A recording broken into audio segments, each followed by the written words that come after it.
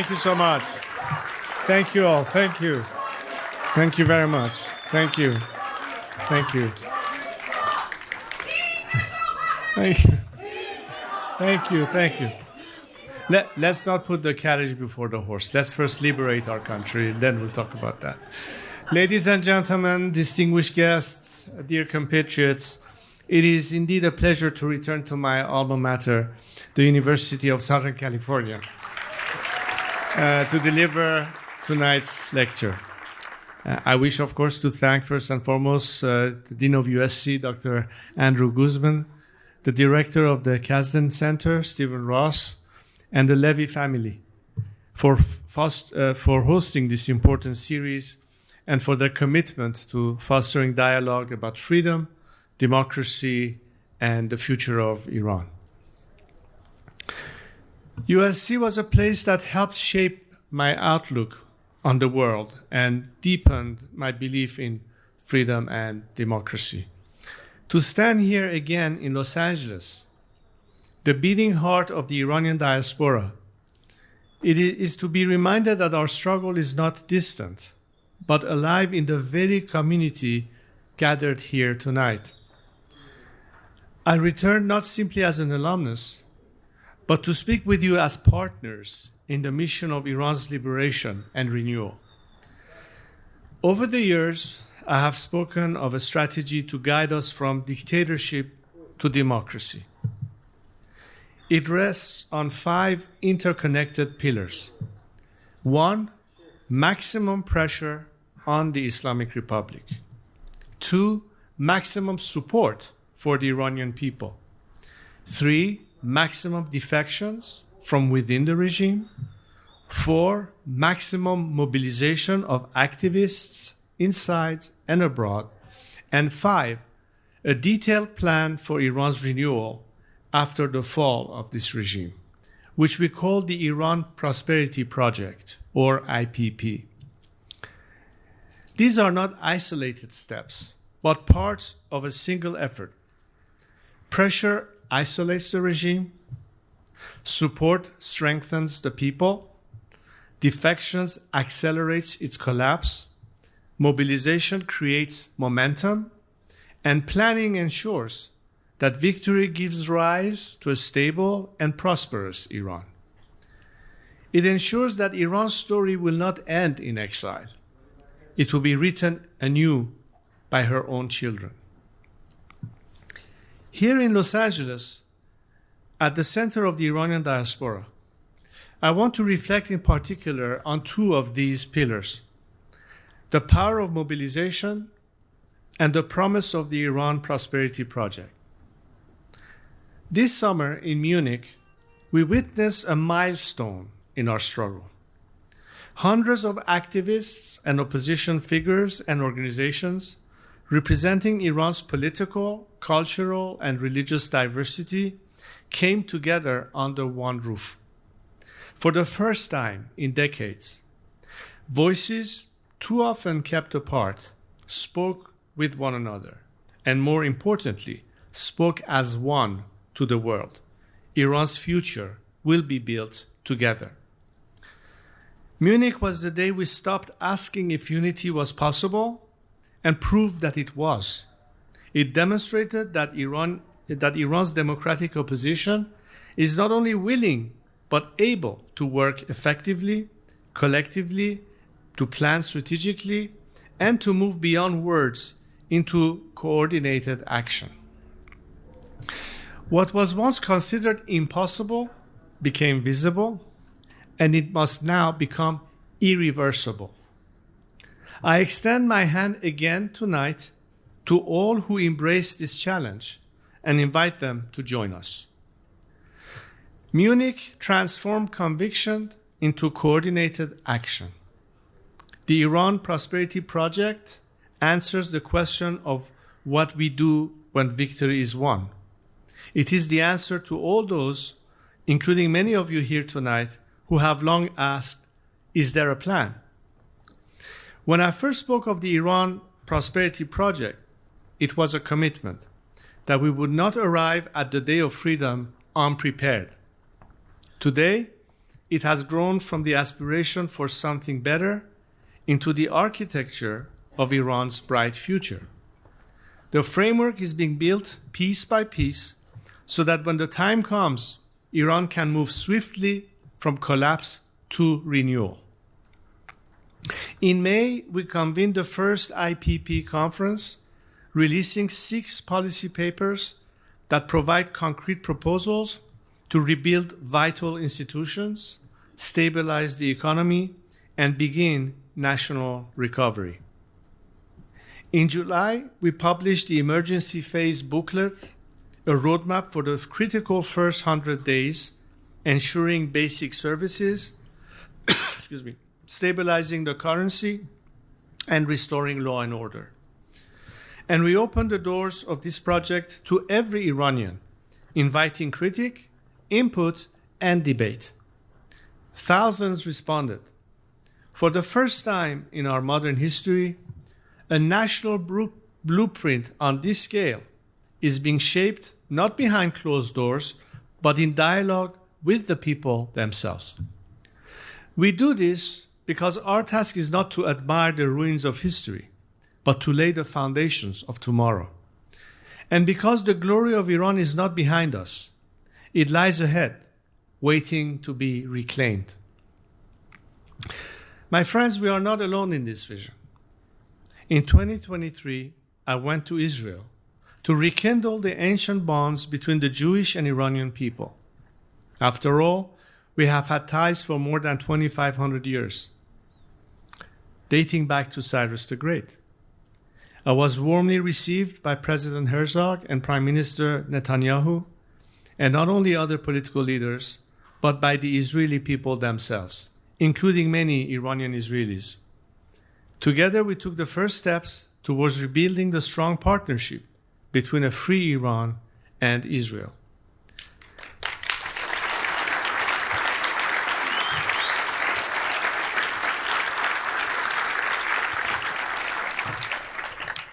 That mission continues today. Just days ago, my delegation of economic and scientific experts working on IPP returned to Israel. They met with President Herzog. They were hosted by Minister of Science, Innovation and Technology, Gila Gamliel, and engaged Israel's top scientists and engineers on practical solutions to Iran's most pressing crises: water shortages, electricity blackouts, and environmental collapse caused by the regime. It was not just about policy. It was about our people. At the Nova Festival Memorial, they met with the mother of a young woman, Maya, massacred by Hamas on October 7th, and listened to one of the survivors recount the horrific details of that morning.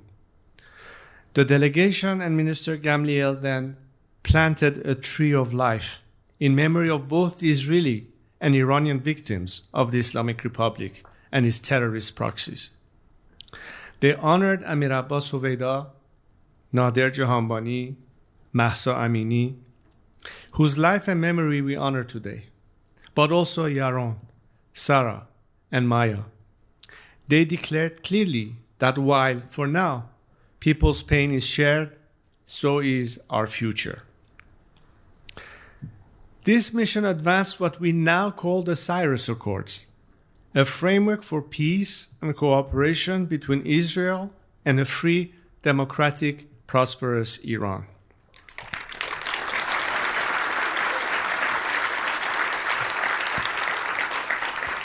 The areas of cooperation are real and tangible: water and agricultural technology, energy, health, trade, culture, and tourism.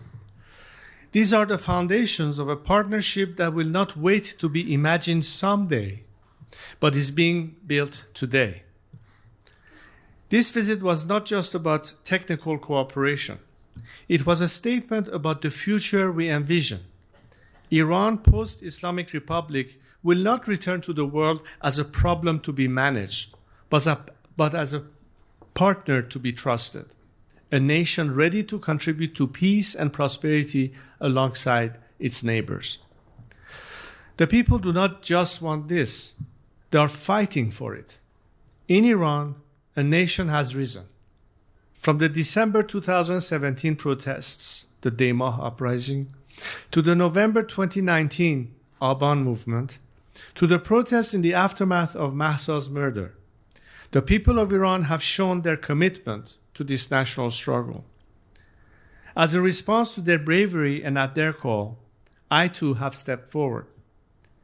Working with my team and a broad coalition of dissidents, activists, and experts, we have accepted the responsibility to lead in this critical chapter of Iran's history. But our challenge is not just to save our nation. It is to build the systems, institutions, and civic ethics that will sustain our freedom for generations to come. As I have often said, we are not here for the quick fix. We are here for the long-term solutions, and those are only possible with broad participation. So today, I am here to ask you to join in this fight, to be a part of this campaign. To the Iranian business leaders here in Los Angeles, this is your call. Begin preparing now. Consider how your companies, your capital, your experience can contribute to rebuilding our country. Ask yourselves, how will you invest in Iran's recovery? How will you help restore her economy, her infrastructure, her industries? The Iran Prosperity Project is not just a blueprint. It is your invitation to plan, to prepare, and to act. Let me speak plainly to our diaspora here in Los Angeles and across the world. Iranians are fighting and dying on the streets of our homeland. Mothers and fathers bury their children. Young men and women risk their lives each day for the chance of freedom. And in those moments, they look outward to our successful diaspora and they ask, are you with us? They look to you and ask, do you want to help or watch the opportunities before us pass us by? The diaspora must decide, are you spectators of Iran's struggle or partners in her liberation? That question must be answered, not tomorrow, now. You are not exiles of a fallen past. Together we are architects of a coming future. I know this community. I know its generosity, its success, its pride. But history will not measure us by nostalgia. It will be measured by our action. The question before us is whether Iran will survive only as nostalgia, memories of music, food, and culture, or whether we will seize this moment to reclaim our country and craft a living legacy for the next generations.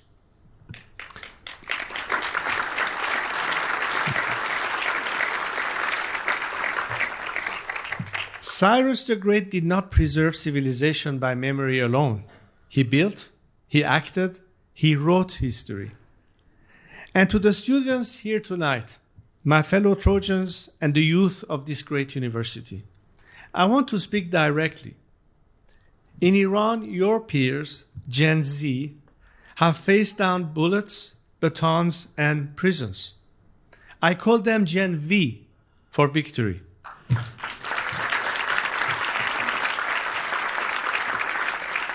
They are risking their lives for the future of their country. You too have a role. You are free to organize, to study, to advocate. Use that freedom. Stand with your peers in Iran. Build solidarity networks. Contribute your knowledge, your creativity, your energy.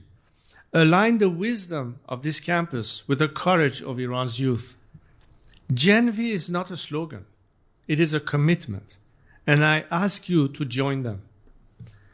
Indeed, to an extent, your fight is won, because even here in the West, we are not untouched by the reach of the Islamic Republic.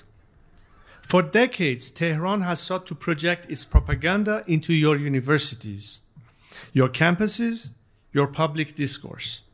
It funds front groups, nurtured so-called cultural exchange programs, and worked to normalize its narrative.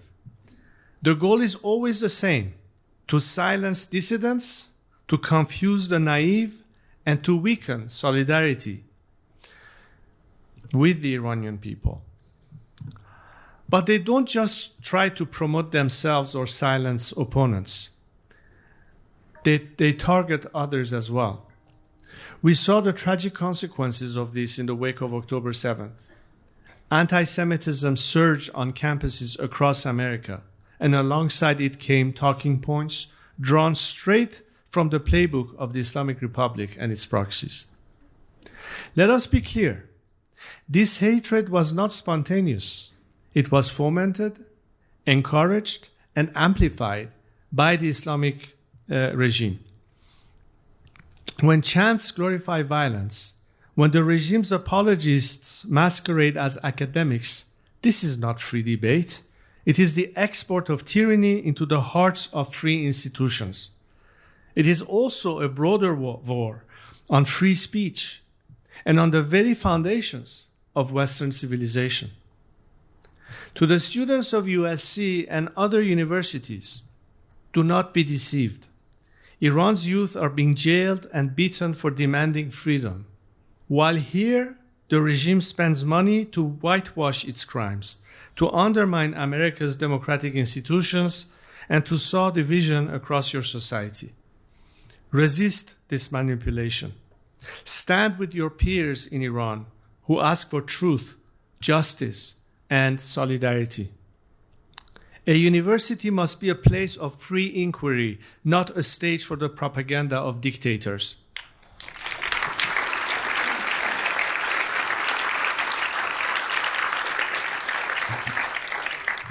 But my friends, the Islamic Republic is weak, divided, and vulnerable. The people have withdrawn their support. Its leadership has fractured, and tens of thousands are offering to defect. Its proxies are cornered. The only question is not if it will fall, but when. But I want to be clear that while the regime is weak and vulnerable, it will only finally fall if the Iranian people rise up again. They know the future of Iran is in their hands. My job, with a unified democratic opposition, is to make sure the conditions for success are stacked in their favor.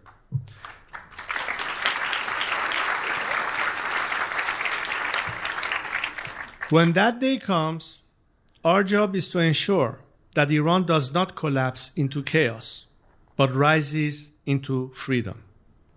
Mobilization makes that possible. The Iran Prosperity Project makes it real, and the courage of our people makes it inevitable. Iran's story will not end in tragedy. Together we will write its renaissance.